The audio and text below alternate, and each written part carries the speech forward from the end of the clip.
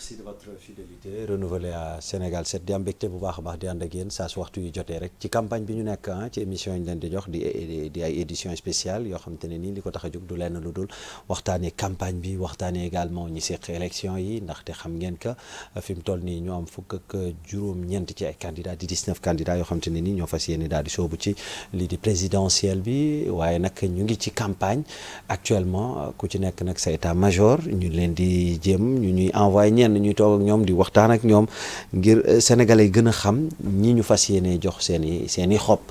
ci 24 mars tey jii nag on a l'insigne honneur de recevoir donc ñetti coalition comme nii lañ ko fas yéene defee ba campagne bi di jeex bi ci njëkk mooy coalition bu Diomaye président tey jii ki leen fi teewal di Mbène Faye ma di la nuyu bu baax a baax. maa ngi lay fay bu baax Djibril di nuyu sama co-débattrice yi waaye di nuyu internet yi nga xamante ni ñoo ñuy seetaan à travers seen chaîne bi nga xamante ni moo di Sénégal 7 di kontaan bu baax ci invitation bi tey ñaan yàlla rek lépp lu nga xamante ni jukkee nañ ko ci waxtaan bi mu nekk luy amal njëriñ askanu Sénégal nekk lu nga xamante ni lu ñuy jëmale kanam la donc j'en profite pour souhaiter un excellent mois de mars à ces braves dames et à toutes les femmes du Sénégal. D'ailleurs loolu moo ko tax a jóg sax moo tax plateau bi ñu def ko 100% waaye est-ce que du 99% donc femme ndax man maa leen rax donc Penda Badji yaa waroon toog fii waxtaan ak jigéen ñi donc en tout cas ma leen di souhaiter rek weeru jàmm ñoom di leen ñaanal yàlla gën leen a kattanal ñoom les braves dames yàlla may leen lépp lu ñu teg seen loxo rek yàlla def ci ndam alors moom Mbène Faye la vice-présidente MOJIP mooy mouvement jigéenu Pastef yi coordinatrice également section commune bu Pastef Yoff donc moom moo ko géré ba pare nekk directrice campagne coalition Diomaye président ci Yoff donc tey ji moom kenn la ci ñu fas yéene si xel waxtaan wi keneen itam di ku bawoo ci camp présidentiel muy wuyoo ci turu Ndeye Rokhaya Diop Aya ñu gën ko ci xamee moom ci gàttal ingénieur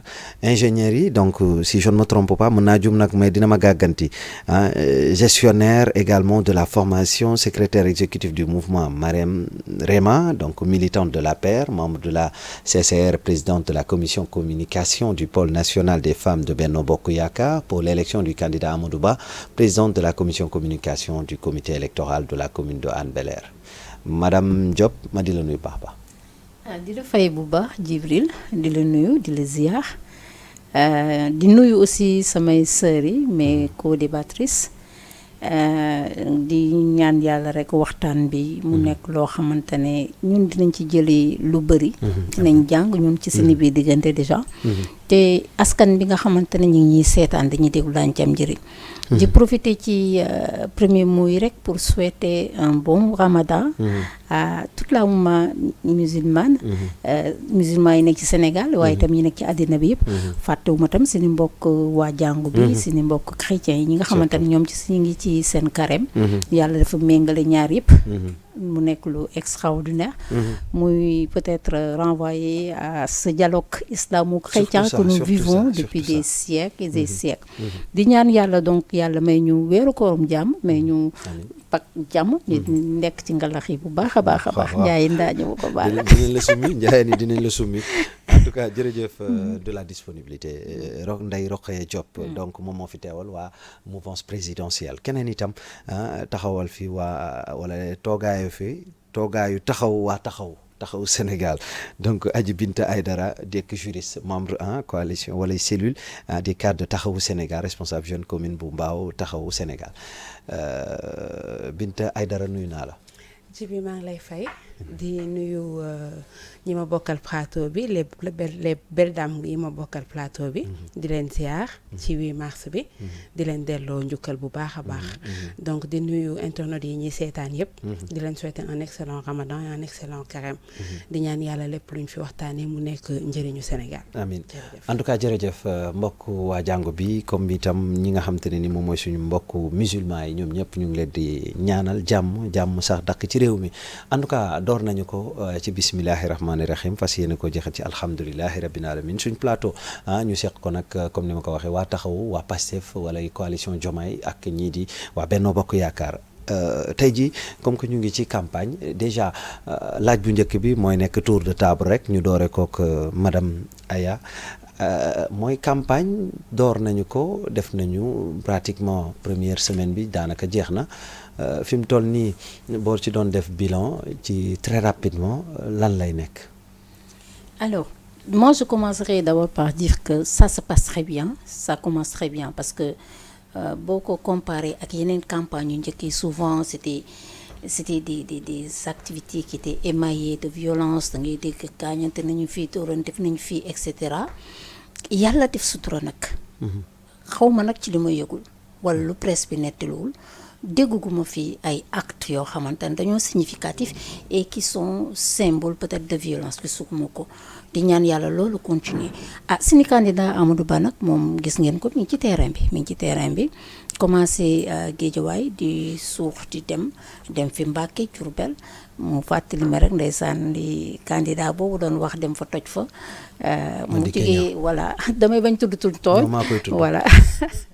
mu dem donc ci côté Diourbel dem Mbacké toj fa gis ngeen mobilisation bi télé bi wane na ko mu jógee fa daal di suux nag dem ba côté Louga kazalika même chose toj fa daal di ñëw nag démb Ndar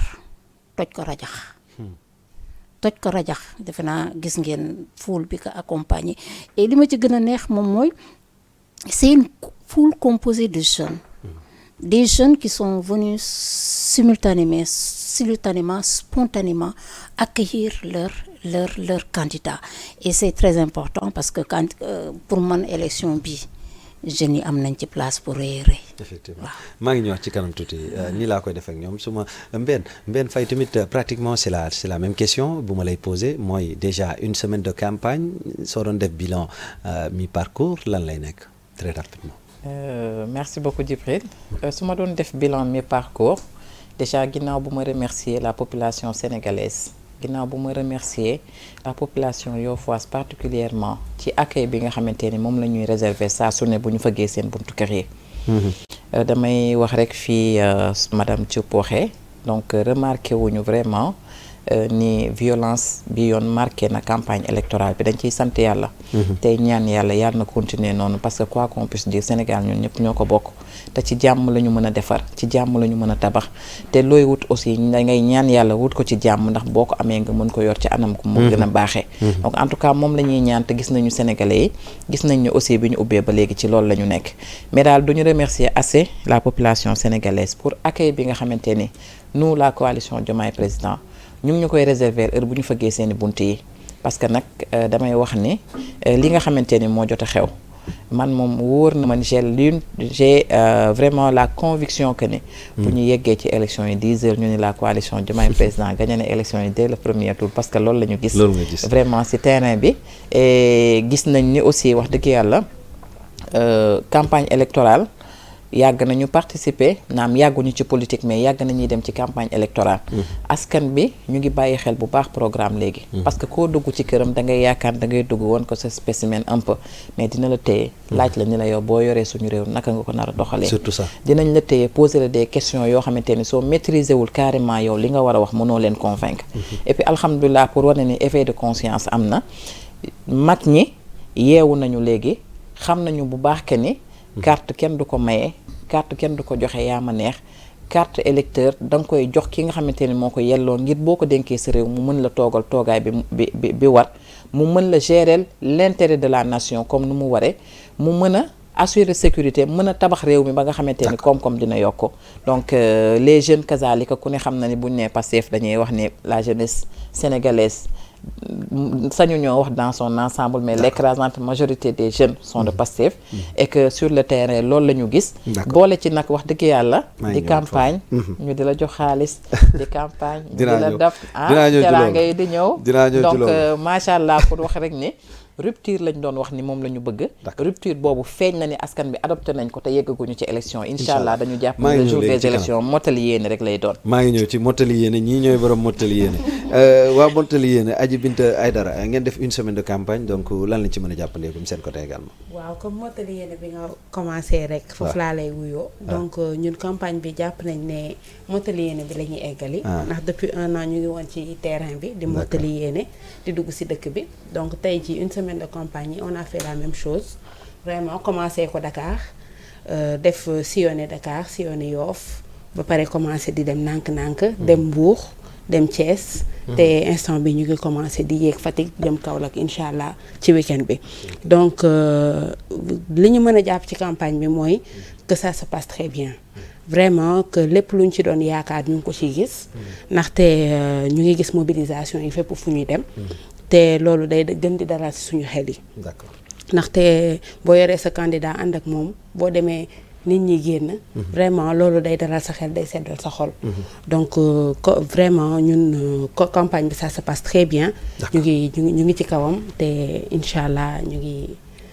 ngi xaar daal ñu ngi xaar le 24 mars daal incha allah. En attendant balaa ma yegg ci 24 mars bi alors maa ngi ñëw ci Aya déjà yéen ngeen bëgg yéen fi nekk fi mu toll nii jiite réew mi seen mandat jeex na ngeen bëgg ñu joxaat leen itam réew mi lan ngeen di teg suñu loxo. alors lu ñu teg seen loxo defe naa programme bi ñuy tabax ak pour le candidat Amadou Ba dina nekk benn pour man benn moyen de montrer qu'effectivement nous avons encore de belles choses à proposer au peuple sénégalais. bu fekkee da ngeen fàttaliku Sénégal bi mu commencé avec le président Macky Sall en 2012. ngeen rappelé wu image yi ce Sénégal-là est complètement différent de celui que nous avons aujourd'hui et nous ce que nous voulons c'est que cette qualité de vie des populations c'est que avancées majeures yi ñu observé tant au niveau de l'éducation de la formation professionnelle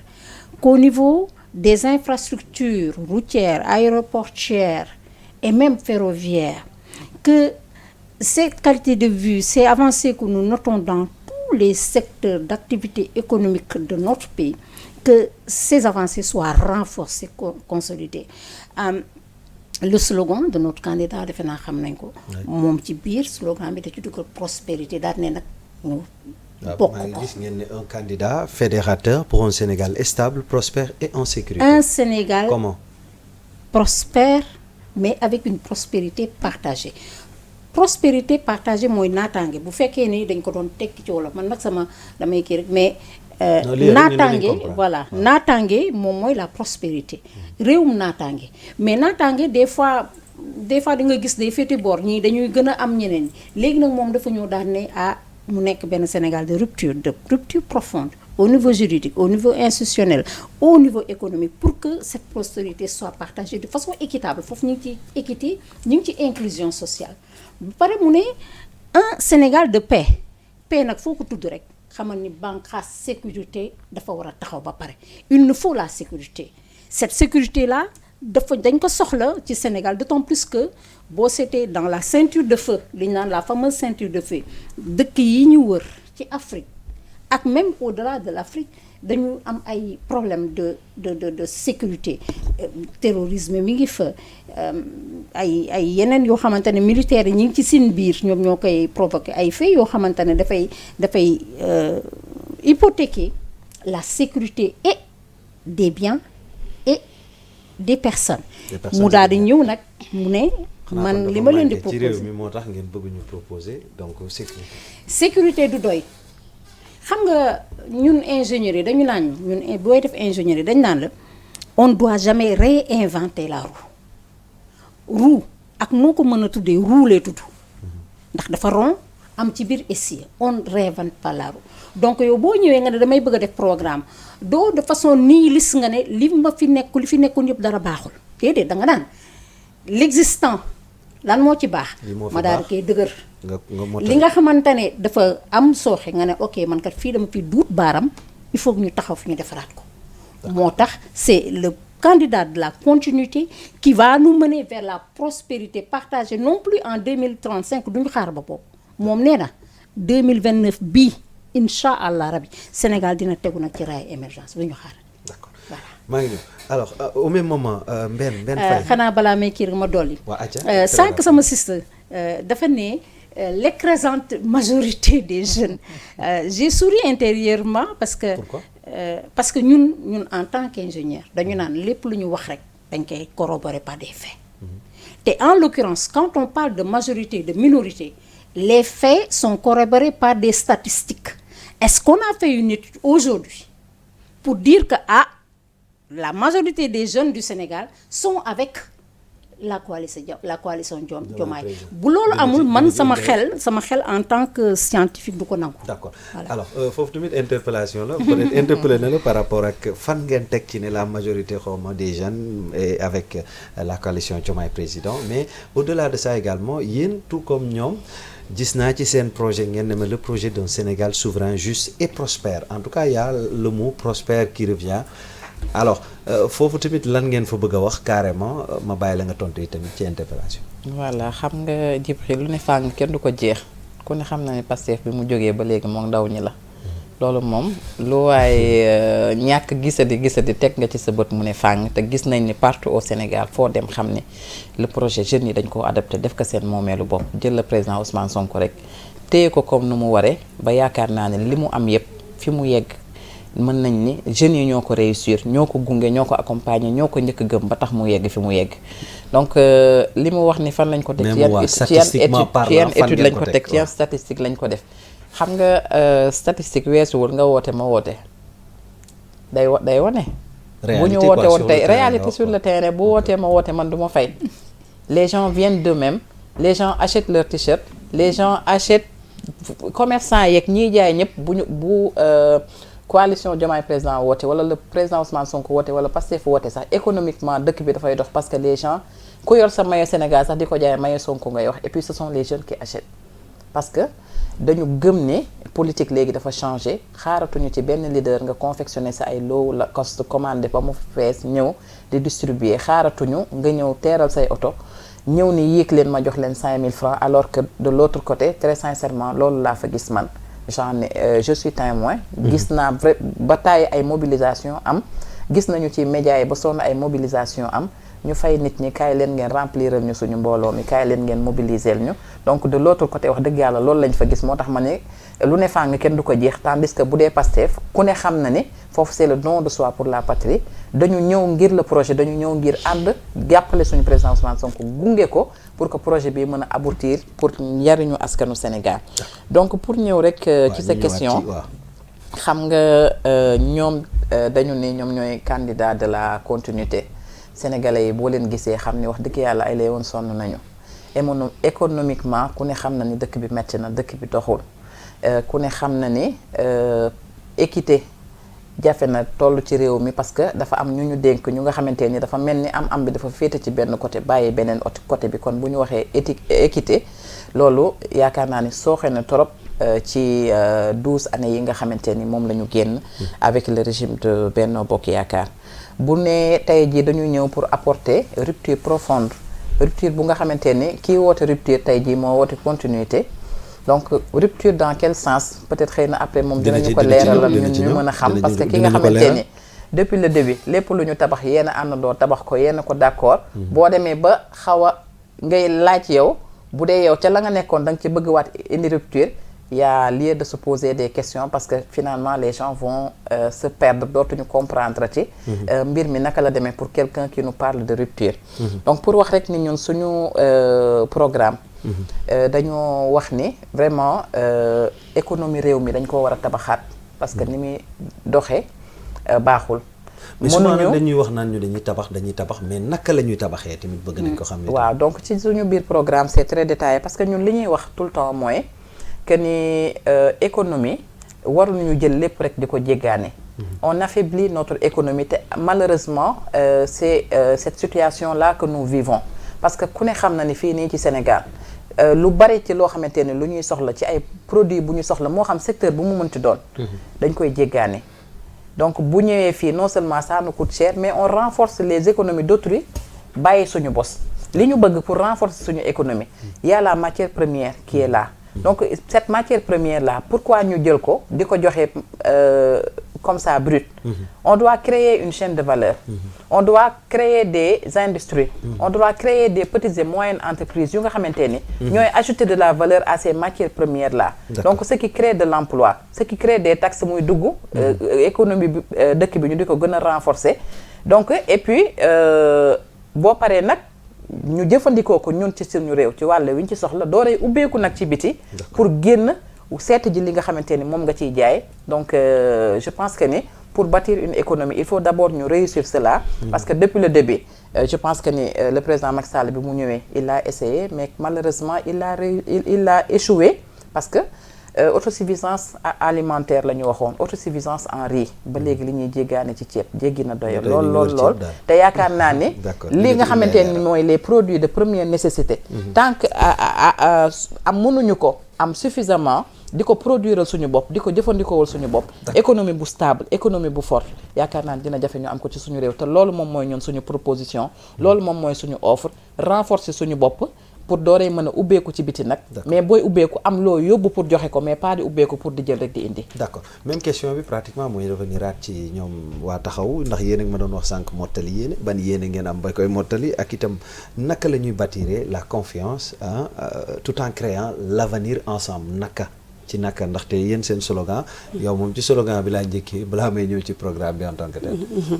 alors si slogan bi déjà mottali yéene bi ñu doon wax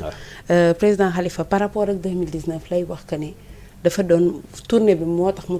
tournée bi tudd mottali yéene donc tournée bi c'était pour mottali yéene bi mu amoon 2019 moo taxoon mu def tournée def le tour du Sénégal loolu moo tax tournée bi tudd mottali yéene donc loolu mottali yéene bi ngay wax noonu c'est le nom de la tournée de la tournée qu'il a fait léegi nag bu ñuy ñëw ci programme bi en réalité boo xoolee président Khalifa dafa génne programme am sur 3 axes benn vision bu mu am mooy le triptyque au l'humain, l'eau et la terre. Donc boo seetloo programme bi ci loolu la ko bâtir. Déjà boo ñëwee ci l'humain bu njëkk bi. waaw nee na état de droit. waaw état de droit moom loolu moom à chaque fois moom loolu lay njëkk dëggal ci li muy wax. li muy wax ci état de droit mooy fi mu nekk nii ñun li ñu gis ci suñu Sénégal dañ fi gis loo xamante ne nii amu fi woon.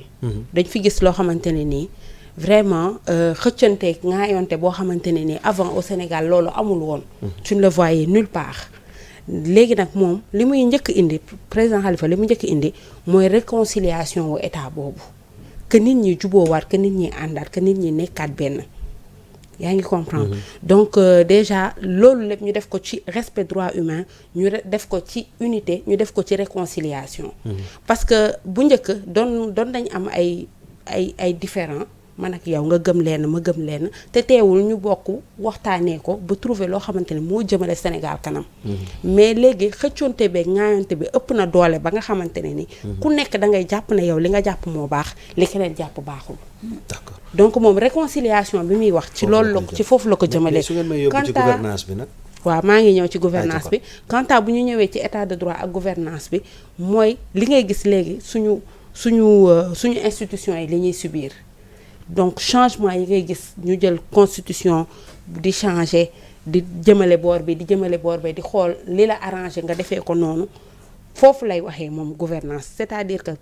poser ay institutions yu fortes yoo xamante ne ni defal leen ay barrières yu fortes yoo xamante ne ni ba doo jóg rek am envie def dara rek nga jël constitution bi signer lu la neex bind lu la neex changer teg na le parce que dëkk boo bëggee mu dëgër da ngay jël institution nga dëgëral ko mais institution bu fekkente ne lu ko bëmax day yomb dëkk bi lu ko bëmax dafay yomb foofu lay waxee par rapport ak gouvernance bi d'accord je comprends maa ngi ñëw foofu noonu mais en attendant am na benn boo xam te ne nii amal na ma solo trop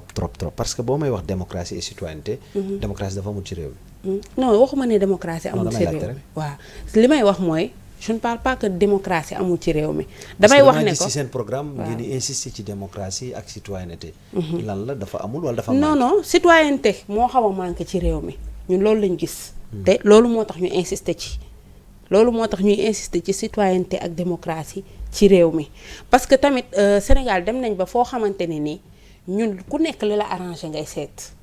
ba yow xoolatoo démocratie réew mi xoolatoo texte yi lan lañ wax da ngay gis kenn ñëw bëgg def dara rek mu jaral ko mu wax loo xamante ni ça va vraiment à l'encontre des textes mais teewul da koy wax dëggal ko comme si que ne réew mi amul yoon wala réew mi du yoon doxu fi alors que réew mi yoon daf fee dox réew mi yoon lañ ko fi bâtiré des années 60 à aujourd'hui ci yoon la mës a tegu donc instant bi ñun li ñu gis mooy nit teggeeku bi mu nekk di teggeeku ci yoon bi moom la président Khalifa bëgg tegaat ko ci yoon bi déjà ñu mën a liggéey réew mi mu jëm kanam. am na solo maa ngi ñëwaat ci kanam tuuti ci mais waxuma ci programme bi nag ndax programme bi triptyque eau humain terre la danga maa dugal rek ci gouvernance ak démocratie mais programme bi triptyque humain eau ak terre il faut ñu ñëwaat ci ñett yooyu maa ngi ñëw téyel ma ko bu baax a baax ndax sa laaj bi di ñëw foofu lay jëm mais en attendant Aya sànq Ndeye li mu wax daf ñuy permettre ñun ñu mën a ñëw ci yow waaw lan la ñun ndaxte dañoo déggoon ci commencement bi donte avant programme bi di génn mooy candidat wu continuité la mooy day continuer li fi président def ci lu baax xëy na soo amee leneen lu mu ci joyanti mu teg ko ci mais après ñu dégg tamit rupture lan la finalement dañuy continuer wala dañuy rupture. Voilà merci de me permettre de revenir sur ce concept de continuité et qui peut être mal perçu bu fekkee ne da nga ko génnee ci cadre boo nee je continue da nga naan je vais de l'avant maa ngi dem je me suis tracé une voie voilà mon objectif voilà ma vision voilà mon horizon léegi nag ci yoon bi lépp loo xamante ne fekk naa ko ci woon mu doon lu cooki wala lépp loo xamante ne gisoon naa ko mu xawoon manqué dinaa taxaw ma defar ko boo jëlee je continue continuité c'est le contraire de quoi si je ne continue pas je m'arrête damay taxaw si je ne continue pas je régresse damay dellu ginnaaw moo tax dañu naan continuité amul beneen mot ci nasaraan bu mën a remplacer sama continuité am na ku fi nekk mu liggéey ak moom nekk ministre de l'économie et des finances am nekk ministre des affaires étrangères am nekk premier ministre am du nag taxaw daal di ne en toute honnêteté ah man kat la ca am man sama yoon nekku ci defuma ca dara am na lu mu ci de mais nekk ci biir tax na mu mën a am une vision holistique de la situation daal ne ok ci biir mbir mi ba ma ca nekkee dugg ci gis naa ni fii buñ ko jubbantee sénégalais yi dinañ ci gën a gis seen bopp zone bi wala secteur bi su ma ko laalee xëy na dina xaw a gën a améliorer loolu la ñu tuddee le candidat de la continuité rupture la rupture elle est dynamique képp koo xamante ne da nga taxaw daal ne man kat je suis pas une personne de rupture dama naan man dinaa la ragal parce que ce monde est gouverné par la complexité diggante tey ak suba lu nekk xaj na fi lu nekk day changer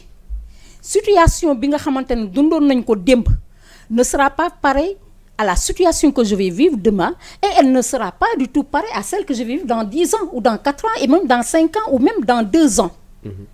chaque fois que mu am lu bees parce que l'évolution elle est dynamique chaque fois que mu am lu bees foofu da ngay teg benn mécanisme ce mécanisme là day teg rupture boobu ci ban côté nga ne ok ci côté juridique man fii ma seetlu ni am na tuuti insuffisance il faut que ñu daal xool naka nañu redresser la barre nga daal di ne au niveau économique fii nag moom man seetlu woon naa ne des na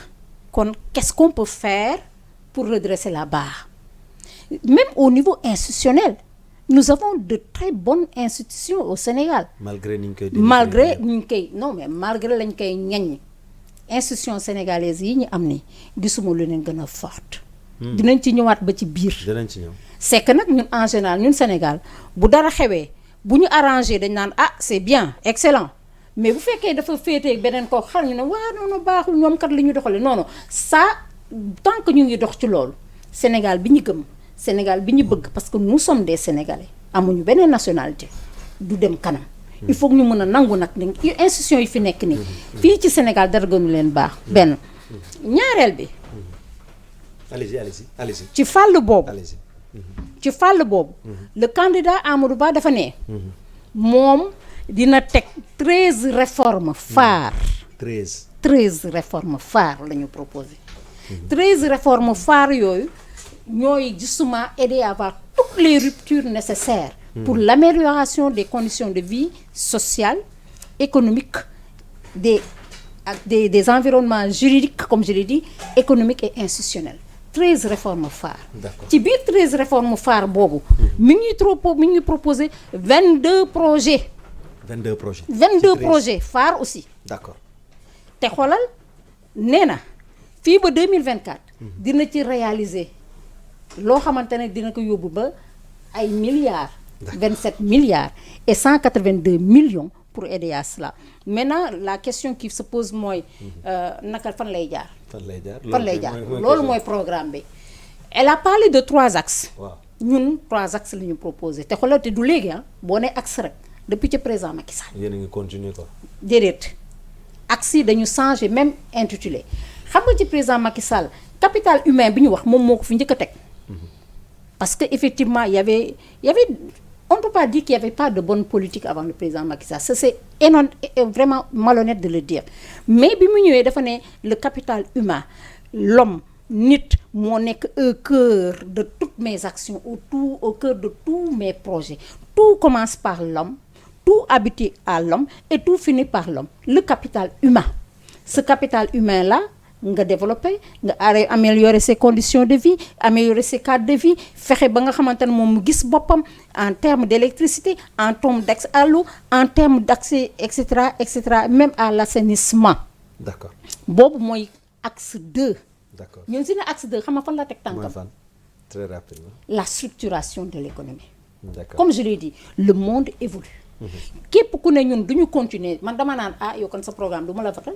ndax ku dul continuer da ngay taxaw wala nga dellu ginnaaw ñun dañuy continuer mais dañuy continuer en réajustant notre économie, dañuy continuer en rééquilibrant, dañuy continuer en faisant en sorte que l'équité et l'inclusion territoriale sociale soient encore beaucoup plus fortes. Loolu moom la ñuy wax. Donc je voulais faire cette précision là. Ouais, c'est important. Nous avons 3 axes. Le premier axe parce que jot nañ ci tontu. Premier axe bi moom mooy ñëw ci transformation structurelle de l'économie et du commerce. ci xaalis bi nga xamante ne moom lañ ci jagleel. Le candidat dafa ne dina jël 63,5% mu jagleel ko ci. D'accord. Am na solo kon. Axe 2 bi nag mooy capital humain. Am solo man maa ngi fàttaliku bi ma nekkee ci cabinet ministère yi nekk ministère de l'enseignement supérieur nekk chef de la division gestion des conflits étudiants yi dañu daan tooñ. ba léegi dañ koy wax sax dañ naan lépp li ngay defal pour man. te defoo ko ak man. da nga koy def contre man. Tout ce que tu fais pour moi. sans moi et contre moi. Nit nag boo koy defal nga ne da ngay tabax dundam da ngay préparer ëllëgam. Il faut nga boole ko ci moo tax capital humain nekk seen axe 2. axe 3 bi nag Djibril ci la gouvernance bi moo tax voilà boobu moom fuyete naa ko bu baax a baax macha allah mais Mbène alors déjà ñoom bu ñu déggee ñoom nee na rupture beeg continuité bi wute na lool sax mais quand même yéen tamit seen côté lan ngeen jàpp ne fi mu toll nii moo war a jeex ci seen programme quand même balaa may ñëw ci aji donc loo xamante ne ni bu ñu ko tàkkalee donc dinañ am lu bees quoi parce que ñu ngi wax rupture moom fu ñu ko waxee xanaa ñu ngi xalaat dund lu bees. Bon li ci jiitu rek mooy delloowaat institutions yi seen gëdd. Donc on parle de renouveau des institutions. Donc il nous faut des institutions fortes parce que contrairement à ce qu'il dit parce que ñun dañu jàpp ne suñu première proposition dañ ko yàgg di wax le président a trop de pouvoir. L'exécutif a trop de pouvoir. Il faut réduire les pouvoirs de l'exécutif. Loolu nekk na lu nga xamante ne bu ñu ñëwee ci lu ñuy njëkk a jublu ci la bokk parce que lépp lu ñu yóbbee jafe-jafe yu ñu nekk yaakaar naa ni loolu ci la bokk parce que dañuy wax ne tout texte est nuisible te ku ne xam na ne les pouvoirs du président sont vraiment énormes. Donc il faut réduire cela, ça fait partie des choses que nous promettons de faire. te mu bokk ci suñu ay priorités. mooy renouveau institutionnel. Voilà donc équilibrer aussi les pouvoirs joxaat gëdd le pouvoir législatif joxaat gëdd le pouvoir judiciaire parce que fi mu toll nii. li ñu leen di joxee gëdd. li ñu leen joxe gëdd mooy ñu dem ak seen indépendance parce que ku ne xam na ni nag lu waaye wax xam ni Sénégal ci jamono yii ñu weesu yëpp li ñu constaté mooy que ni le judiciaire wax dëgg yàlla. Le pouvoir exécutif am na ci mainmise bañ na ko ba le président de la république moom moo ko wax su ma neexee ma teg sama kuddu ci ay dossiers donc du coup lu mu bëggul mu jàll wala lu mu bëgg exécutif le pouvoir judiciaire exécuter que am na fu mu mën a jaar ak ñoom y a la preuve y a des rapports yu nga xamante ni on épingle des gens et tout le temps dafa mel ni dañuy am promotion plutôt que ñu war a am des sanctions et ça ce sont des choses yu nga xamante ni c'est à enlever il faut que ñu jàng léegi di gis ki nga xamante ni moom mooy liggéey ñu di ko féliciter waaye kii def li nga xamante ni mooy safaanoo ak yoon ñu di ko teg sanction yu nga xamante ni ça va décourager les autres yi nga xamante ni ñu ngi doon jëm ci tànk yooyu parce que tàmmuñu di sanctionner li ñuy xeex du fi mës a jóg. Il faut sanctionner pour donner l'exemple, il faut sanctionner pour que ñeneen ñi xam ne lii nekkut lu war a am, kenn dootu ko defati ba nga xamante ni on va bannir ça définitivement. Donc dañuy institution yi séparation des pouvoirs. d'une manière proprement dite quoi ngeen d'une manière proprement dite, parce que ku ne da nga war a dem exercer sa liggéey comme ni mu waree, sans pour autant am kenn ku nga xamante ni dina si ñëw di ci am mainmise wala ñuy am dara lu nga xamante ni ñu ngi ko siy teg comme ni ñu ko gisee. Donc parce que bu ma la joxee benn exemple rek, l'administration est-ce que war na mën a tere un candidat mu ñëw déposer ces listes comme nu mu dalee avec le cas de notre candidat le président Ousmane Sonko? Parce que la direction générale des élections donc amul woon vraiment ses prérogatives, moom li ñu ko sant mooy réceptionnel, après bu ñu yeggee si ña nga xamante ni ñoo war a trancher ñu def ko. Donc du coup pour am na loo xamante ni jalgati bu nga xamante ni ñu ngi koy def te yaakaar naa ne xëy na dafa am fu ñu wéeru ba tax ñu mën ko def ba ñu yegg foofu, et tout ça ce sont des choses yoo xamante ni c'est à corriger, parce que dañuy léser ab sénégalais bu nga xamante ni bu yaakaar naa ne bu lépp nekkoon comme nu mu waree loolu dina ñàkk. ñu ni dañu bëgg aussi une administration performante au service des Sénégalais. Administration mooy doxal réew, il faut ñu jox ko des gens yu nga xamante ne am nañu xam-xam bi, am nañu mën-mën bi, bàyyi di politiser les postes de responsabilité yi nga xamante ne ñu ngi koy joxe. Donc je pense que suñu président Ousmane Sonko yàgg na ko wax ni y a beaucoup de postes yu nga xamante ni dafa war a nekk des postes yoo xamante ni da ngay compétir pour mën ko jot. Il faut ñu def la promotion de l'excellence. Ki nga xamante ni moo yeeyoo, ki nga xam ni moo mérité ñu jox ko, mais diw politicien la, il fait partie de ma formation politique, war naa ko mën a jox un poste de directeur général pour en retour mu war a dem jël poste boobu di ko politiquer ca nga fa nga xamante ni fa lañu dëkk. On a des exemples parce que le président de la République yàgg na fi toog ne ku gañewul sa zone ma dàq la. Donc ñooñu dañuy mujjee bàyyi seen poste parce que di dem di politiquer, parce que politique moo tax ñu teg leen fa. Et loolu dafay indi sooxe bu bari ci wàllu administration, et donc on doit rompre à ça. Tout ceci ce sont des choses yu nga xamante ni on promet d'y remédier une fois que ñu accéder au pouvoir. D'accord. Donc je pense que ni bari na point yu nga xamante ni war nañ ko mën a teg pour que Sénégal au moins bu ñu duggee ñu xamante ni rupture am na, et la première des choses à faire bu ñu jógee ci institution et administration forte, réconcilier les Sénégalais, parce que ku ne xamante ni rupture profonde am na. mais kon gëmoo rupture bi muy wax kon ñoom bi ñuy wax. Non, très sincèrement gëwuma ko, et ni ma gis muy doxe nii gisuma ni ci tànku rupture la ñu nekk. Dafa mel ni rek comme nu ñu waxee woon c'est la continuité. Donc la nga xamante ni fa la ñu taxawoon moom la ñu nar a jël pour yeggale ko. Donc xëy na rupture bi fu muy amee mooy peut-être les deux camps, ñii ni jàdd na fii kii ni jàdd na fee, est-ce que ñoo ànd, est-ce que réellement mooy seen candidat. Donc division boobu jur na coow, et xëy na moom dinañu ci leeralal. Mais vraiment nekk na lu nga xamante ni aussi gars yi ñu ngi ciy waxtaan, te bu kii waxee aw fii. donc finalement gis nañu le candidat moo jubóo nañu, mais après da ngay génn da ngay gis kenn fëgg fa kii fàqe fële ca làng nga ñëw moom it daal dee attaqué waat pour dire que ni est-ce que wax nañu, mais est-ce que joxe woo bopp rocci la mais wax nga, mais am nga ñoo yebal ci suuf pour ñu dem ñoom it taxawee beneen taxawaay. Donc yooyu yëpp ce sont des choses qu'on constate malheureusement. Voilà donc mais daal quel que soit alpha, ñun dañu jàpp ne la coalition Diomaye président pare na. Suñu président Ousmane Sonko joxewul bopp rocci la mais dañu Diomaye ni ko yow la, ñu gunge ko àndandoo ak moom ni ko Diomaye yow la fas yéene ko gunge ba biir palais. D'accord. aji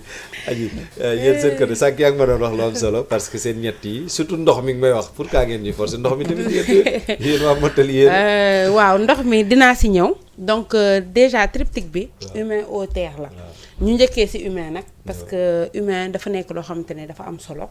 ndaxte nit ki lépp pour moom la. Sénégal tout tourne autour de l'humain. Donc ñun suñu vision mooy déjà remettre les humains au cœur des politiques. C'est-à-dire que déjà renforcer vivre ensemble bi pour que ñun ñëpp ñu nekk ci jàmm, sénégalais yi ñëpp nekk ci jàmm, mais ensuite que humain bi nga xamante sénégalais bi nga xamante ne sénégalais lambda bi nekk dans les bonnes conditions pour que Sénégal mën a jëm kanam. Parce que yow mënoo renforcer dëkk te dëkk bi ki ci dëkk ci boppam nekkul ci jàmm. Il faut que le sénégalais lambda soit bien, soit à l'aise. Déjà par rapport à l'éducation, que mu sentir que ne ay doomam ñu ngi jàng boo xamante ne nii jaar na yoon que mu sentir que ne ay doomam ñu ngi prospérer ci seen éducation donc njëkkee ci loolu ci biir humain bi maanaam éducation ñu njëkkee si tamit dem tamit par rapport ak emploi bi parce que ñëpp xam nañ ne Sénégal loolu la sénégalais lambda bi di wax dëkk bi amul liggéey te loolu moo fi am dëkk bi amul liggéey. D'accord. C'est vrai que xëyu ndaw ñi dégg nañ ko fi mais teewul sénégalais yaa ngi ci yéen a ngi ñu ngi ci manque d'emploi ba léegi ñu ngi ci chômage ba léegi donc def ay politique yu forte yoo xamante ne par rapport ak c'est des politiques d'emploi yoo xamante ne ni au moins le taux de chômage dina wàññeeku bu baax a baax ba sénégalais bi bañ a toog continuer di toog naan dëkk bi amul liggéey dëkk bi amul xaalis parce que gis nañ ne dëkk bi inflation bi fi nekk buñ ko boolee ak manque d'emploi fi mu jëm du neex kenn léegi toujours ci humain boobu noonu buñ ko jàppalee ci éducation am jàppale ko ci emploi am mais inclure ko ci li nga koy defal tamit sénégalais bi di sentir boppam ci li nga koy defal loolu ça revient au fait de renforcer le vivre ensemble mais ça revient à tout ce qui se fait nekk dans l'inclusion parce que boo seetloo programme mu président Khalifa Sall lépp mu ngi tourner autour des assises nationales parce que moom ci njabootu assises nationales la bokk il a vraiment fait partie de ces assises nationales là te ba ñuy def assises nationales tamit dañoo xool dëkk bi li fi doxul ñu jéem ci ut ay solution daanaka doxaluñ ci dara de liñ ci waaw loolu laa lay wax xam nga liñ ci waxoon yëpp dañ ko dugal ci ay tiroir xam nga xool dëkk bi li fi naqari ba pare li fi baaxul li fi jaarul yoon ba pare xool ko ba gis ko ne lii moo koy saafara ba pare ubbi tiroir dugal ko ci xam nga loolu tamit yanuwul maanaam moo tax nag loolu ñu dugaloon ci tiroir yi lañ génnee xool li fi naqari li fi doxul li fi jaarul yoon ñu xoolal ko ay solution te programme bi ci loolu la sukkandiku. sonn leen ci seen programme bi. non sonn nañ ci programme bi kay.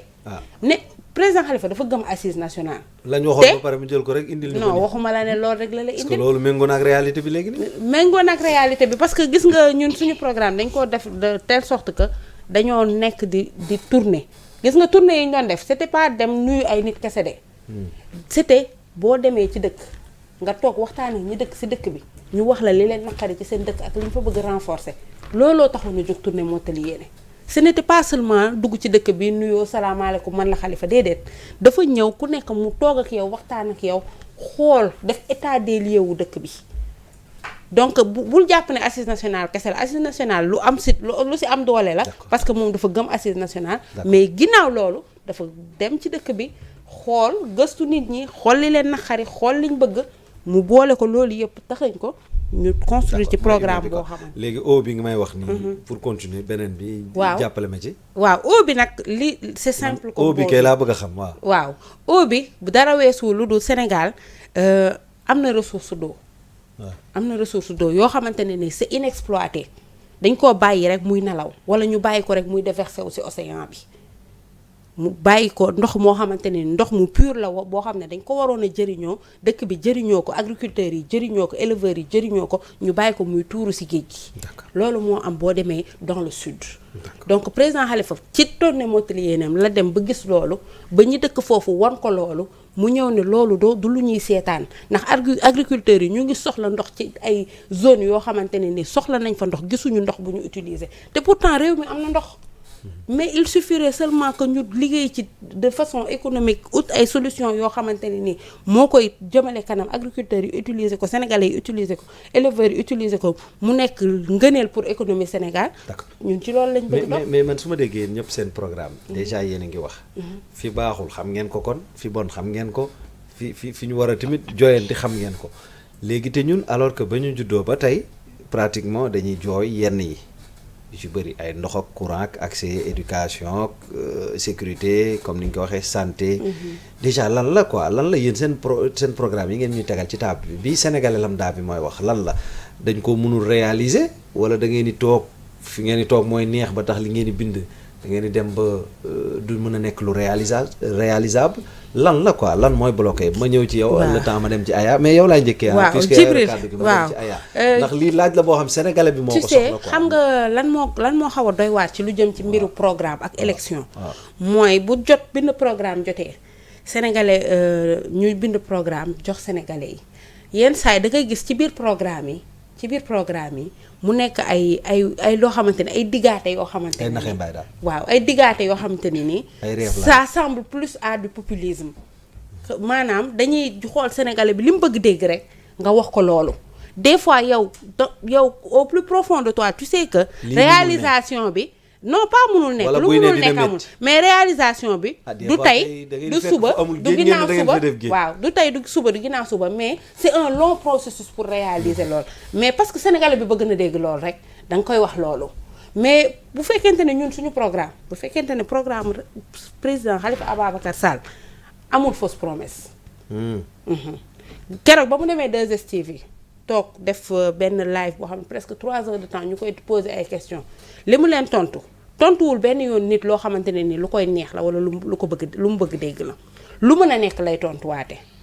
moom lu réalisable ay engagement yu mu mën a respecter moom la bind ci programme am bi tey gis nga programme am bi boo ko ubbee nga lire ko amul lenn loo xamante ne ni moom en son fort intérieur gëm na ni mënu ko ba pare mu bind ko ci programme bi d'accord et je l'espère que j'espère que également yéen tamit defu leen nu ni mel li ngeen ñu fi wax ni yëpp yéen moom yor ngeen 12 ans ñun ñam nañ leen xool nañu xam nañu nu ngeen mele léegi nag Amadou xëy na la ñu xamagul mais quand même est-ce que Amadou xam nañ père la mooy premier ministre bi wala mais ça ne veut rien dire c'est le premier ministre quand même est-ce que lu réalisable la voilà Djibi danga may rek ma tontu tuuti sama sœur bi waaw xam nga man dama koy déglu damay am tuuti problème man dama xaw a structuré lépp lu may wax rek dama koy def ngir yàlla ak yonente bi rek dama koy wax moom parce que mi ngi gis laa taxuzuhu sinatun wala nawma donc duma affirmer lépp lenn loo xamante ne du dëgg te lépp lu may wax rek damay bëgg a teg ko par des faits corroborer ko par des faits sànq bi mu fi waxee affaire majorité et cetera dama ko ne xanaa bis boo demee ba wan ma benn enquête buy wane ni la majorité des jeunes sont avec la coalition Diomaye je m'inclinerai parce que scientifique tam loolu la boo ko indi des preuves bi rek mu ne ok on s'incline benn ñaareel bi dafa ne ñun dañuy mobiliser di joxe xaalis man de yàgg naa depuis 2012 maa ngi gunge président Macky Sall fekkewu ma man donc man mënuma jox fekkewu ma fu ñuy joxe tu ma ne am na peut-être ñu ko dul def mais man fekkewu ma ñun dañuy teg seeni cas parce que nit ki Sénégal dafa metti boo naree jógee benn population benn zone X yóbbu ko ci beneen zone X ne ko kaay dañuy dem ñu def activité même yéen da ngeen koy dund koo joxul tegulu kaar ne ko kaay yéeg dem dafa naa la man tal naa leneen c'est une réalité purement sénégalaise te nañu xoolaat sax kàddu gi xam nga ñu naan xale yi dañ leen jox xaalis ça veut dire que xale yi dañu nangu ñu jënd leen man je respecte trop la jeunesse sénégalaise je respecte trop nos compatriotes pour di mën a imaginer ne serait-ce qu'une fraction de seconde qu'on puisse les acheter. waaw mais nan lañ mën a tuddee tamit kuñ ne kaa ñu dem meeting bi ma jox la 1000 francs wala 2000. moom laa man gisuma ko. boo ma indilee benn nit ne man xaalis baa ngi ne dañ ma ko jox nga jox ma ko lu ma gisul du ma ci mën a wax. d'accord loolu bu la ñi surtout que ñu ci weeru koor xam nga bàkkaar dafa gaaw te dafa sew lu ma gisul du ma ci wax je ne peux pas dire à 100% que amul peut-être am na ay leaders yuy tricher di ko def peut-être mais nag de là à l'institutionnaliser oui mais de là à l'institutionnaliser pour dire que toute une coalition ou bien tout un parti loolu pratique boobu lay defee c'est un pas que je ne franchirai pas waaw je reste vraiment dans la réserve et dans la retenue. D'accord. Deuxièmement bi le président aurait dit que teg naa ci sama kudd ak yooyu non même bu ko waxee la justice mi ngi suivre son cours xam nga dafa am ñaari temps dafa am le temps des hommes ak le temps des et le temps de la justice xam nga benn dossier nit ki man gis naa aux États-Unis koo xamante ne dafa defoon benn délit 10 ans plus tard ñu convoqué ne ko na kaay ba mu ñëwee malheureusement la peine a été très forte dama ko suivre ci benn reportage la peine a été très forte elle a été condamnée à mort cette personne te pourtant elle pensait que jeex na c'est pas parce que ñi ngeen ne dañ leen accusé de dara déggu leen dara rek que dara xewul. La justice est en train de suivre son cours. Ces dossiers aboutiront. Parce qu'on a vu qu'on a une justice sénégalaise que nous respectons beaucoup. Nous, au niveau de la majorité, on a vécu ça. Quoi? Def nañ fi benn procès. Ce procès à Ziguinchor ne nous était pas favorable. Le président Macky Sall jël na fi récemment ay décret. Le conseil constitutionnel daal toog daal ne décret boobu du ma ko nangu. delluwaat ñu suñu këyit mooy décret bi mu defoon pour abroger la première convocation du corps électoral. Donc quand j'entends nit ñi naan nos institutions sont faibles, elles sont, je n'ose même pas dire elles sont corrompues, c'est grave. Gis nga dëkk boo ci nekkee boo demee yow ci sa bopp ngay xas say institutions alors que ce sont ces institutions là que tu vas utiliser qui seront là lorsque tu vas gouverner, c'est grave. D'accord. C'est grave parce que yow ci sa bopp da ngay discréditer sa bopp bis boo demee ba nekk ci nguur gi. Loolu c'était juste une petite remarque que je fais pour que ñu éviter di dugg ci ay considérations yoo xamante ne amul dara lu objectif amul dara lu scientifique lu ko teg. D'accord, ñu bàyyi leen ko. waaw surtout que ñun jigéen ñun dañu am rôle bu am solo ci société bi ci kër yi ñu ñooy yar ñun jigéen ñi ñooy yar donc ñun ci suñu jikko ci valeurs yi ñuy porté. D'accord. loolu la ñu gune yi di mën a la ñu mën a amee gune yu kii. léegi pour revenir ci sa question bi. Très rapidement. Alors est-ce que les programmes sont surdimensionnés? Taillés sur mesure. Taillés sur mesure. Non ni ñu ko waxee yow da nga foog ne programme yi dafa tegu ci ay nax. ci ay nax ay promesses déedéet. ndax ñun est-ce que gënul yomb. ñu def ko lu simple ah. Sénégalais bi lii la soxla nañ taxaw ci loolu pour mu am ko. xam nga bi ñu teg le PSE ñun tey PSE boobu bañ ko saytu càmbar ko def ay plan numéro 2 et cetera def nañ am na une comment dire une organisation du PSE en plusieurs phases. D'accord. Chaque phase bu ñu defee le suivi dañuy gis ni am na loo xamante ne cooke na ci bëggoon nañu yegg à tel niveau am na lu ko bloqué et on fait en observation pourquoi il y avait cela. La population sénégalaise dafay màgg comme pas possible. Nous avons une démographie galopante. D'accord. Et cette démographie, elle est essentiellement jeune. Les villes, surtout la ville de Dakar, dafa am day vivre benn situation de paupérisation parce que ñu ci gën a bëri ci àll ba dañuy génn dañu bàyyi foofu ñëw ñëpp concentré fi. Ça ne veut pas dire que ci àll bi amul dara. C'est que nit moo ni mel nit mooy bëgg di soppeeku nit mooy bëgg di changer dama waxtaan ak benn jeune ma koy tooñ ma ne ko man de surtout Jal Diop laa Dakar bi xatal ngeen ko da ngeen war a dellu ci àll dama doon tooñ rek da ngeen war a dellu ci àll mu ne non àll bi dara ma ne ko àll bi dara du fa am parce que yéen ñi ndaw yéen a ko war a liggéey te yéen ñëpp ngi toog. La terre ne ment pas. Les jeunes sénégalais dañuy foog ni tant que ñëwuñu ci ville di gis lumière bi di flow loolu du dund. mais c'est que foofu est-ce que mënoo leen a comprendre tamit jeune bi nekk ci village ba. gis man ma nekk moom ci village bi ma xëy suba ne ko maa ngi dem Dakar. ça beaucoup ñëw Dakar ñibbi si may ko sax li nga xamante ne nii moom lay dundee. ça énormément moom du yaakaar ne foofu noonu dafa war a dem la situation a énormément évolué je peux en parler parce que man ci fukki at ak juróom jàngale naa te ñëpp xam na ne jàngalekat bu examen jotee da ngay jógee dem. dëkk ak dëkk quoi da ngay dem dëkk ak dëkk. d'accord am na lu bëri lu changé gis nga Sénégal yamul ci Dakar Njaay. balaa ngay xam Sénégal na mu bougé déjà Dakar rek dafa bougé. am naa fi sama benn xarit bitim réew dafa naa nekk ci bitim réew chaque fois mu may dal parce que ci réseau yi lay topp. mais jour bu mu ne cëpp aéroport Blaise Diagne ñëw def autoroute bi egsi li mu njëkk a def ne ma aya tu avais raison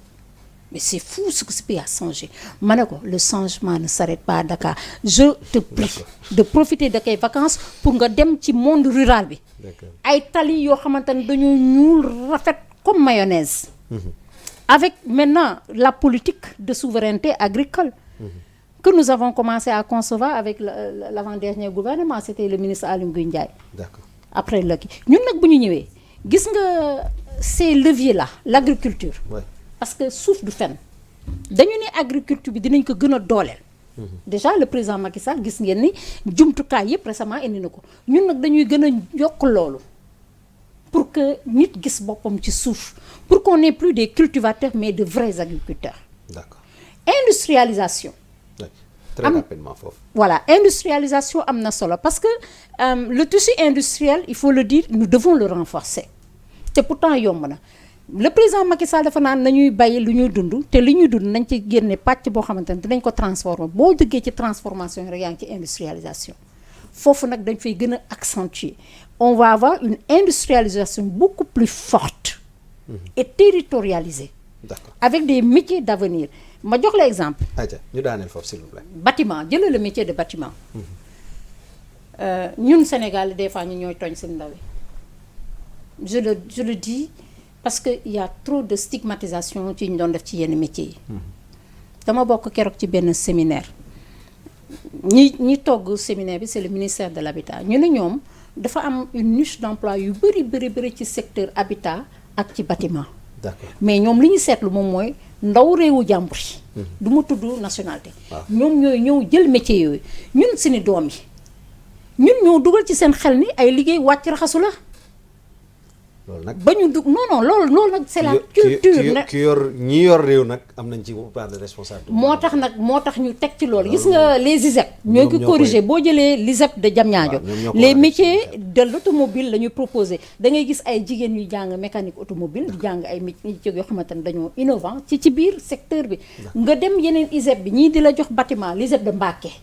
l'ISEP de Mbacké va commencer te métiers du bâtiment et des énergies renouvelables la ñu proposé dans toutes les régions du Sénégal on aura un ISEP boo xamante ne bac+2 ngay def nga génn nekk un professionnel expérimenté opérationnel foofu dinaa fa ñëwaat nag dinaa ñor parce que lu ma ñor la xam naa on est un peu rattrapé par le temps rek ndaxte li ñu may ci waxtu xam naa mu ngi dem ak gaaw man gisuma ko woon sax mais Mbène sànq laaj naa ko Adji laaj ko Aya yéen itam ndax ñun programme yi ñu ngeen ñuy jox nekkul yoo xamante ne nii day dem ba def ñu yóbbu ci ay rêve ndax réalité mënul gën a yomb lii moo ñu manqué ñu def ci lii mu gaaw ñu passer à autre chose quoi. alhamdulilah donc la sœur Adji bay wax léegi ba ni le président Khalifa Ababacar Sall buñ ko invité de STV gars yi dañ ko doon laaj te liñ koy laaj yëpp. mi ngi tontu mais dama ne alhamdulilah on doit remercier le président Ousmane Sonko. comme l'a dit ma sœur parce que dafa yee sénégalais yi. bu njëkkoon programme kenn du ko laajte léegi sénégalais boo gis il est tellement exigeant on te demande ton programme ba la ñu lay voter et loolu bu amee ci réew mi ba ndaw ñi ak mag ñi ñëpp di ko kii en grande partie on peut dire c'est grâce à Pastef c'est grâce à Ousmane Sonko kon boobu képp kuy politicien war nga ko ci mën a remercier damay ñëw rek ci notre sœur li mu wax léegi moom dafa dëggal li may wax léegi sànq parce que bu ma nee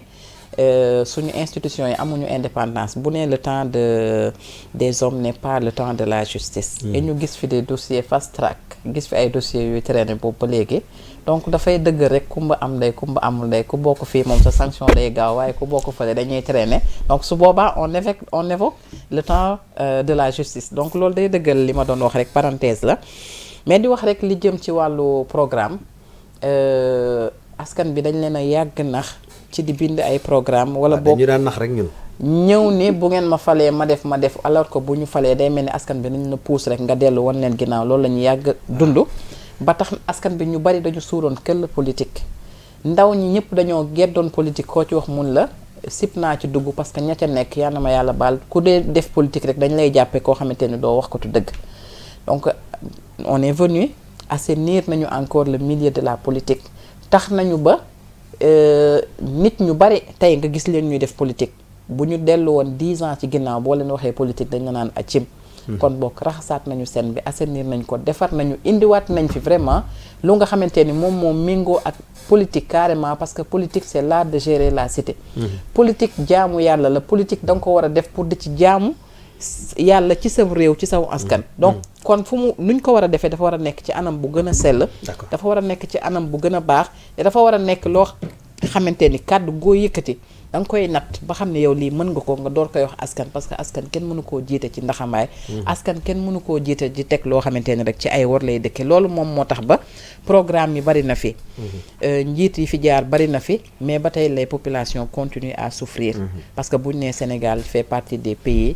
yi nga xamante ni 25 pays les plus pauvres on nous parle de milliards de budget on nous parle d'infrastructure on nous parle de réalisation et que loolu ñu ñuy wax yëpp booy mesurer impactam ci population bi foot koo génn Djibril vous êtes journaliste koo génn tendre que micro lu mu lay wax la population est dure dëkk bi métti na nit ñi sonn nañu donc pour dire que ni réellement ñoom li ñuy wax yépp impact bi mu war a am ci population bi amuñu ko kon liñ ci war a mën a jàngat mooy bu dee parce que mënuloo fal nit 12 ans nga ni ko liggéeyuloo mais xëy na nga liggéeyee bokkul ak li askan wi doon xaar parce que il faut savoir prioriser il faut que ñuy xool li askan bi gën a soxla ñu di teg suñu tànk il faut que ñuy xool li nga xamante ni boo ko defee nga soulager la population ñu mën a jëm ci kanam te yaakaar naa ni ci programme mi loolu dafa war a nekk loo xamante ni dañ ko ci war a sóoraale bu baax a baax te ñun de au sein de la coalition Diomaye Président yaakaar naa ne lépp lu ñu diggee wala lépp lu nga xamante ni duñu def sax promesse mais lépp lu nga xamante ni proposé nañ ko comme programme lu mën a nekk la te bu ñu bëggee ndaw ñi liggéey encore une fois ñu ngi koy waxaat bu ñuy wax ni lu tax ba ma sœur mi ngi koy wax li tax ba gars yi les jeunes di quitter le monde rural pour di mën a ñëw fii nii à Dakar mauvaise politique la parce que am na noo xamante ni buñ ko politique on peut pas tout concentrer à Dakar Dakar dafa fees dafa xat lépp mënu fee xaj je pense que avec le programme de président Amadou Ba xëy na sa vision moom dépasse un peu Diamniadio parce que la vision du président Macky Sall moom daf ko tënkoon ci Diamniadio rek et le Sénégal ne se limite pas là-bas donc ñun ci suñu programme dañu yàgg di wax ni il nous faut des pôles industriels nga mën a tax ba dans les zones les plus reculées di nga fa mën a am nga concentré ci benn zone boobu nga xamante ni kat fii nii y a de fortes industries yu nga xamante ni mën nañu jël jeunes yi nekk foofu yépp regrouper leen ñu liggéey mais bu ñu nee mbay mi aussi farataaluñ ko jëmmaluñ ko fii ay cultivateur ñoo fi am da ngay bay pour denc ko loo dunde na maam ya daan bayee ba léegi tey maam boo ci yeewoon ni ko jógal bayee ji ileer ba muy yor ak kii ba du réer na mu daan bayee lay bayee y a pas de changement donc ñun dañuy dem ci kaw gi dañ fay dëkk donc du coup s'il y a financement am na fu ñu ko consacré l'écrasante majorité des villages boo fa demee bu nawetee na maam ya daan bayee la ñuy continuer di bayee moo tax production bi demeewul comme nu mu war a demee moo tax ba li nga xamante ni moom lañ ci waroon a am da ngay gis ku bay sax ba pare dina la moom amu ci dara non seulement semence bu ñuy joxe la qualité reste à désirer gerte gi bii passé dégg nañu gars yi di ko wax engrais bu ñuy joxe c'est la même chose donc du coup il y a beaucoup de choses à améliorer parce que li nga xamante ni moom mooy pilier wu développement boo ko farataalul boo ko doolelul boo ko organiser wul comme nu mu waree parce que ça pose problème naturellement c'est économie fu mu jaar mu sooxe parce que mbay nga war a gën a jëmmal moom nga war a gën a dooleel sàmm gi nga war a jëmmal moom nga war a gën a dooleel napp gi nga war a jëmmal moom nga war a gën a dooleel bu sooxee rek ku ne xam na ni ñett yooyu yëpp dafa sooxe parce que lenn lu nekk benn chaîne la waroon a indi donc ñu di ci liggéey créer si des industries petites et moyennes industries yu nga xamante ni wax dëgg yàlla Sénégalais yi bari mën nañ ci gis seen bopp et malheureusement je vois que ni côté boobu échec la maa ngi vraiment donc je suis désolée de le dire ma sœur échec la léegi foofu sax moo may permettre dooguma la de mbenn baal ma àq de donc mbenn mooy vice-présidente MOJIP coordinatrice section donc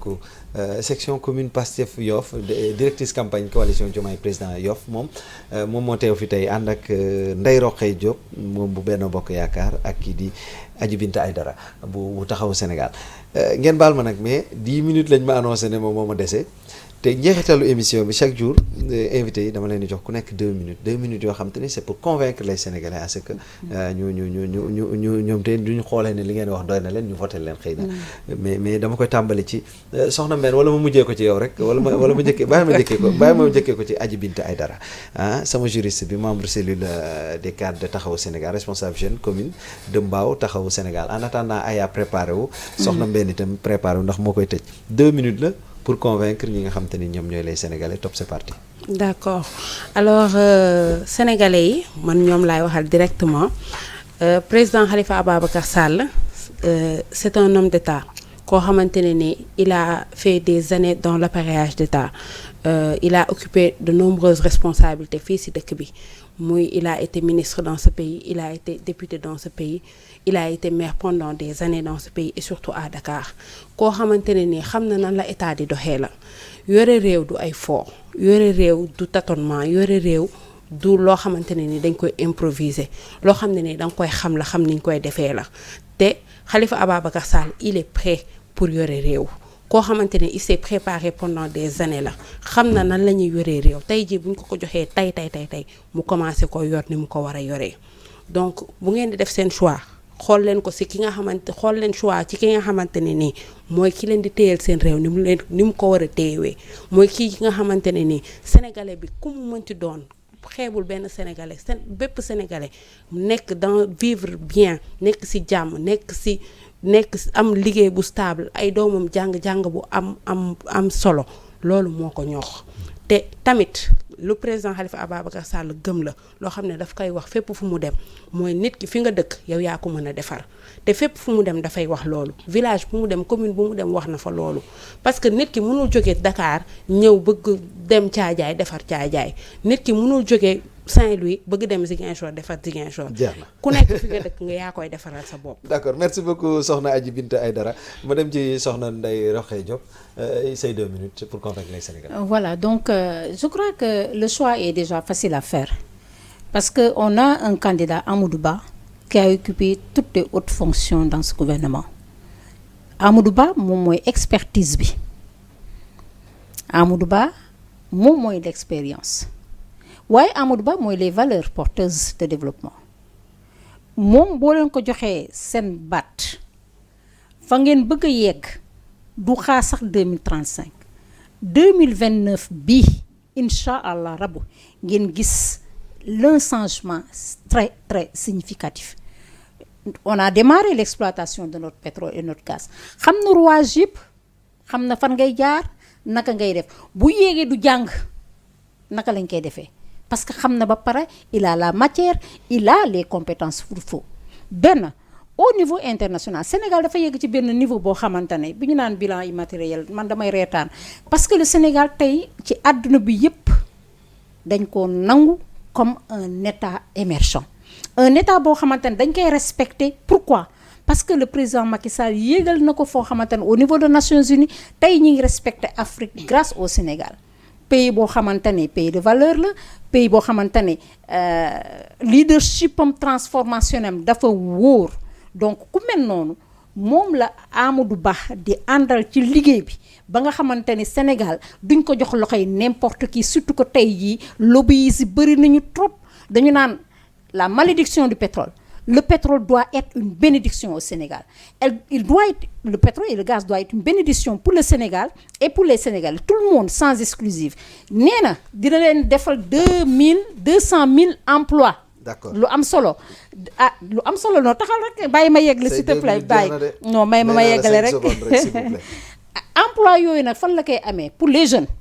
rek moom la ñu tuddee le candidat de l'emploi noonu la tuddee boppam nee na jeunes yi du dutu ëllëg jeunes yi tey jii la dina dem ci agriculture bi ñu tudd dina dem ci industrialisation bi ñu tudd dina dem sax ba ci secteur tertiaire bi à travers les métiers de la culture de l'habillement à travers la coiffure jàppale jigéen ñi pour seen autonomisation jàppale leen par la création de petites et moyennes entreprises wax rek ni quand je lis le programme du PASTEF moi j'ai l'impression qu'on a un copier-coller lépp lu ma ci gis ñun c'est une répétition parce que ñun noonu la ñu doon doxalee boobu ba léegi donc gisuma dara lu bees franchement gisuma dara lu bees ci programme Diomaye te xoolal ñun duñu wax deux présidents de parce que benn président bi wóoluñu ko ñu ne dañuy jël benn baara yu ko dolli ko ca déedéet ñun benn président la ñu am buy gouverner avec un gouvernement expert et de qualité voilà merci beaucoup Aya damay tooñ nag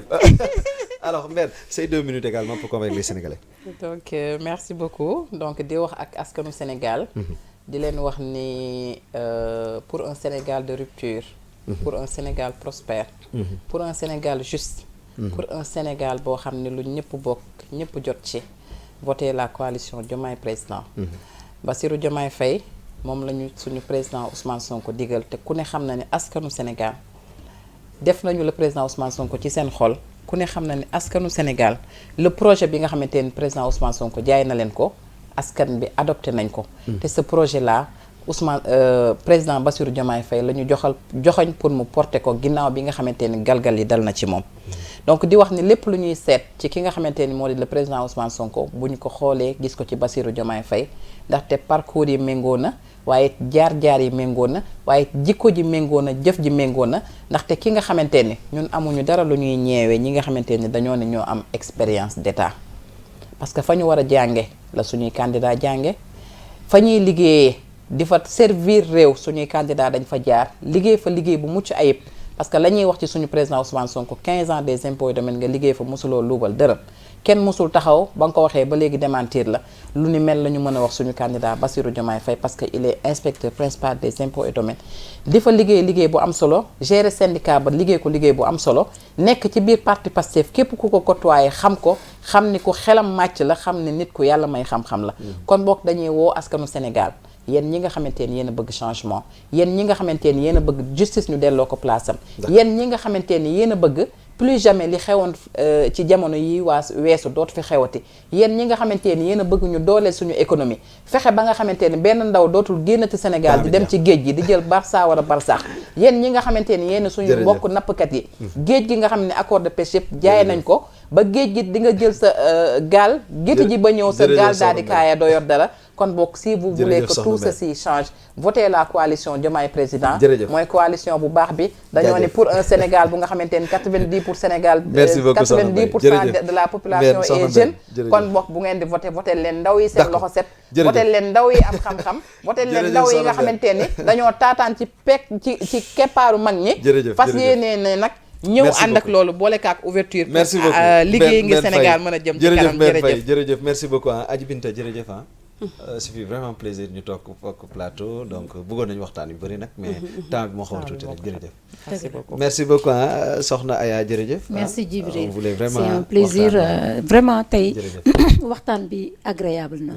na souvent expérience bi ñu am des plateaux man loo tax damay daw plateau parce que da ngay daje ak ñoo xamante ne mënuñu téye seen bopp des fois dañuy wax yoo xamante ne day ay saaga ki xamul mais fii wax dëgg yàlla maa ngi féliciter sama sœur yi di wax ne nag lii nag mooy Sénégal lii mooy Sénégal nous ne sommes pas des ennemis nous sommes que des adversaires politiques di la remercier bu baax a baax jërëjëf en tout cas Ndeye Rokhaya Diop Aya jërëjëf soxna Ben jaajëf merci beaucoup Djibril incha allah merci moom Ben Faye moom moo fi teewaloon waa coalition Diomaye Président nekk vice-présidente Mojib coordinatrice section commune Pastef Yoff directrice campagne coalition Diomaye Président Yoff également maa ngi ko wax sànq ne Ndeye Rokhaya Diop Aya moom moo fi teewaloon ñii di waa Benno Bokk Yaakaar militante la APR membre CCR présidente également de la commission communication du pôle national des femmes de Benno Bokk Yaakaar pour l'élection du candidat Amadou Ba présidente de la commission communication du comité électoral de la commune de Hann Bel-Air merci beaucoup en tout cas Adji Binta Aïdara moom mi fi teewaloon waa Taxawu Sénégal moom juriste la membre de cellule des cadres de Taxawu Sénégal mooy Khalifa Babacar Sall responsable jeune commune de Mbao Taxawu Sénégal c'est vraiment plaisir yéen ñi ñu doon seetaan itam ñu ànd ak yéen ci émission bi ay waxtu yu ñu toogoon ak yéen di waxtaanee programme ak campagne ndaxte ci période de campagne lañ nekk bientôt ñu dem ci élection yi ku mën sa morom daal di gagné incha allah ñu ànd ci nag def ay élection yu libre boole ci ak transparente waaye tamit zéro violence loolu la ñuy ñaan jeexale ko campagne bi nga xam te ne door nañ ko pas de couac majeur noté pour le moment ci camp yëpp jërëjëf en tout cas yàlla na yàlla def ñu wéyal loolu ci jàmm ak salaam alors yéen doon suivre cant ak ngërëm ñeel na leen di gërëm baax waa régie ñoom ñu jàpp ci émission ba tax lépp daal di yam du côté de la coordination la rédaction la direction tout le monde en bref toute l'équipe de Sénégal 7 on se donne rendez-vous très prochainement sur Plateau. D'ici là restez branchés scotchés jamais déconnectés sur sénégal7.com